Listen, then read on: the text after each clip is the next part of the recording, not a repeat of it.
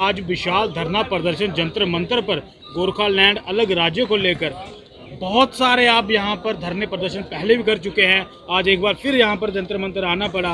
क्या लगता है कि सरकार इस बात पर संज्ञान नहीं ले रही या लेना नहीं चाहती? देखिए, अलग राज्य की मांग जो है वो भारतीय 1.5 करोड़ भारतीय गोरखाओं की इस देश में अपने दूसरे कम्युनिटी की तरह एक पहला नंबर का सिटीजनशिप की हम मांग कर रहे हैं। हाँ, वैसे तो हमें भारत सरकार ने 1988 साल में 23 अगस्त 1988 साल में एक गैजेट निकाल के भी हमारे नागरिकता के बारे में जो कन्फ्यूजन है वो क्लियर किया था। लेकिन हर समय तो हम अपने आई कार्ड वो गैजेट तो लेके नहीं चल सकते। तो जिस तरह से भारत में विभिन्न जातियों के लिए भाषा के आधार पे अलग राज्य बनी हुई है, उसी तरह से अगर गोरखाओं के लिए भी अलग राज्य बनी तो गोरखाओं को ये आई कार्ड की कम से कम ज़रूरत नहीं पड़ेगी, दिखा के चलने की ज़रूरत नहीं पड़ेगी। और हमारी ये मांग जो है वो लंबी मांग है, सरकार ने ये पूरी नहीं की। हमारी जो आज की सरकार है, भारत की सरकार, यशस्वी प्रधानमंत्री श्री नरेंद्र मोदी जी की, उनकी ये कार्यकाल में संकल्प पत्र में गोरखाओं का स्थायी राजनीतिक समाधान पूरा करने का उनका वादा है।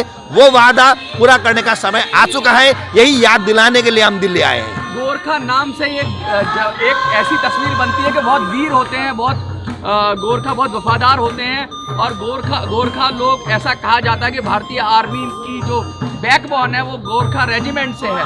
तो गोरखा शब्द से ही एक सम्मान आता है और पूरे देश में एक रेस्पेक्ट का भाव आता है। तो सरकार के ऊपर क्या लगता है, दबाव है इस चीज़ का कि सरकार करेगी? देखिए, अगर गोरखा भारत की सीमाओं में नहीं रहती तो भारत की जनता चैन की नींद नहीं सो पाएगी। ये तो आज की हकीकत है और गोरखाओं ने ये आज की बात नहीं। अब अगर कारगिल की लड़ाई देखें तो कई गोरखाओं को शहीद की जो लाशें हैं वो तिरंगे के लिपट के हमारे घर पे आई। लेकिन जब उनके अधिकार की बात करते हैं तो अधिकार की बात करते ही गोरखा सेकेंड क्लास में चले जाती हैं। ये एक विडम्बना है। आज आपकी मुख्य मांगे क्या है? पश्चिम बंगाल से अलग करके गोरखाओं के जो अपनी भूभाग है, दार्जिलिंग, तराई और डोर्स, वो तीनों इलाकों को मिला के अलग राज्य गोरखालैंड देना होगा। आज किसको ज्ञापन सौंपेंगे आप? आज भारत सरकार, प्रधानमंत्री, पीएमओ ऑफिस में हम ज्ञापन देंगे।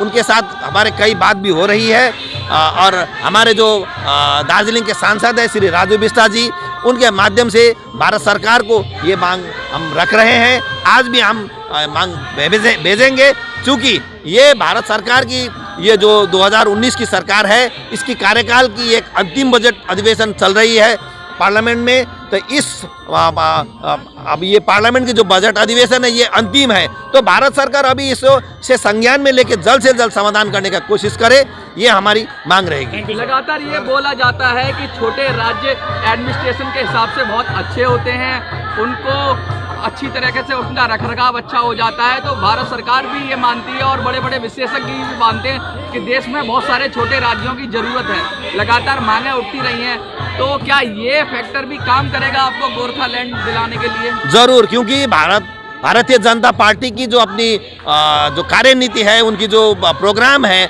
उसमें भी छोटे राज्य की बात उन्होंने वकालत की है। उनकी जो सरकार की जो संकल्प पत्र है उसमें भी जो दबी कम्युनिटी है उनको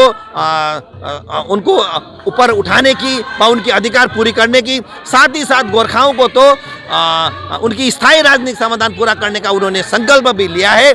तो भारत सरकार ये करेगी, क्योंकि भारत की संविधान जब तक रहेगी, जो संविधान के प्रावधान है भाषा के आधार पर राज्य गठन करने का, तो वो सारे फैक्ट एंड फिगर्स हमारे अलग राज्य के लिए एक लॉजिकल डिमांड रहेगी। एक लास्ट सवाल, 2024 में इलेक्शन भी आ रहे हैं और सबसे ज़्यादा जो फैक्टर काम करता है किसी भी चीज़ के लिए वो इलेक्शन है।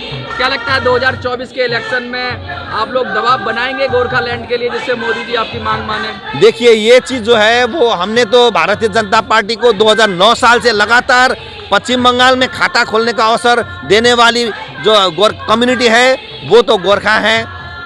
पश्चिम बंगाल में जब तक भाजपा की एक भी ना सांसद थी ना विधायक थी, तो दार्जिलिंग ने उनको सांसद देके, जसवंत सिंह को सांसद देके भारत के पार्लियामेंट में बंगाल के प्रतिनिधि बना के भेजा है, जिसने नंबर 1 शुरू किया, 0 से 1 बनाया। और आज उनकी 18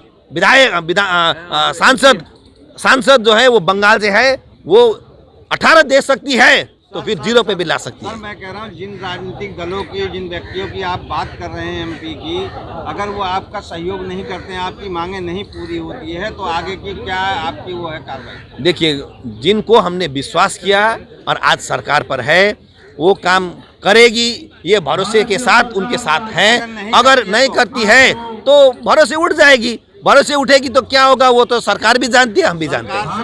आगे की देखिए, 24 की जो चुनाव है, हम तो चुनाव की राजनीति नहीं करते, हम तो मुद्दे की राजनीति करते हैं। और भारत सरकार ने जो मुद्दे की बात कह के हमें आश्वस्त किया वो पूरी नहीं करेगी तो क्रेडिबिलिटी पर प्रश्न उनका उठेगा। Thank you sir, thank you.